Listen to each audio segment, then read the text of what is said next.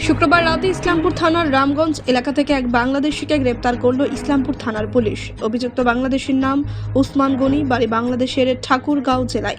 অভিযুক্তের দাবি প্রায় 2 বছর আগে কাজের সূত্রে ভারতে এসেছিলেন এবং কাশ্মীরে কাজ করছিল। 15,000 টাকা দিয়ে দালালের মারফতে আবার বাংলাদেশে যাওয়ার চেষ্টা করছিল। শেষমেশ বাংলাদেশের নাগরিককে গ্রেপ্তার করে ইসলামপুর থানার পুলিশ। শনিবার অভিযুক্তকে ইসলামপুর মহকুমা আদালতে পাঠিয়েছে ইসলামপুর থানার পুলিশ। প্রশ্ন উঠছে, গত 2 বছর ধরে ভারতে কিভাবে ছিলেন ওই বাংলাদেশি? কাশ্মীরে কাজও করেছেন তিনি। টাকার মাধ্যমে কিভাবে বাংলাদেশ থেকে কাটা তার পার করে ভারতে এসেছে, এমন অনেক প্রশ্ন উঠতে শুরু করেছে। তুমি 2 বছর আগে চলো উঠো খাটা তার হয়ে ঢুকছো? হ্যাঁ বস ওখানে বস। চলো একটু চাপ। তো কি করছিলে 2 বছর ভারতে? কি করেছো? কাজ করতেছিলাম। কোথায়? কাশ্মীরে। হ্যাঁ কাশ্মীরে তো কোথায় ধরছে পুলিশ তোমাকে? ধরছে এখানে বাজারে। বাড়ি যাচ্ছিলে নাকি? হ্যাঁ, বাড়ি যাচ্ছিল। তো তোমাকে বাড়ি কে পৌঁছাতে হচ্ছিল? নাম জানি না আমি। হ্যাঁ, নাম জানি না। মানে কি বলে তোমাকে বাড়ি পৌঁছাবে? টাকা নিয়ে? হ্যাঁ, টাকা নিয়ে। হ্যাঁ, টাকা নিয়ে। কত টাকা কথা ছিল? হয়েছিল 15,000। 15,000 তোমাকে ওই পারে পাঠিয়ে দিবে? হ্যাঁ, কোথাকার লোকটা ছিল? কোথাকার লোক ছিল? ওটা আমি জানি না আর কি। কে তোমাকে ই করে দিয়েছে?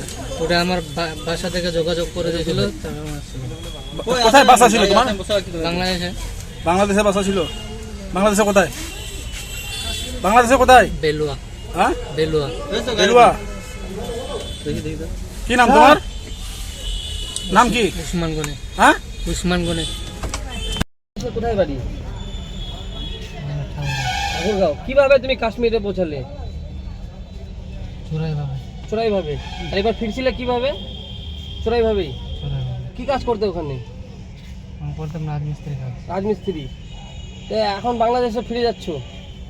ফিরে যাচ্ছিলাম, ফিরার মতো ধরা পড়ে গেলা। তো ওই কাশ্মীরে কিভাবে কাজে নিল তোমাকে? তুমি তো বাংলাদেশের বাসিন্দা নিজেই বলছো। যোগাযোগ আছে এমনি। আরো লোক আছে কিরকম কাশ্মীরে?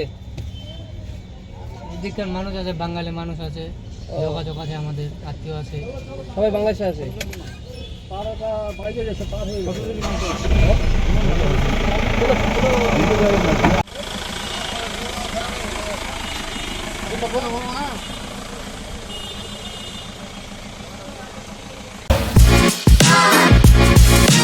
Want luxurious interiors at affordable prices?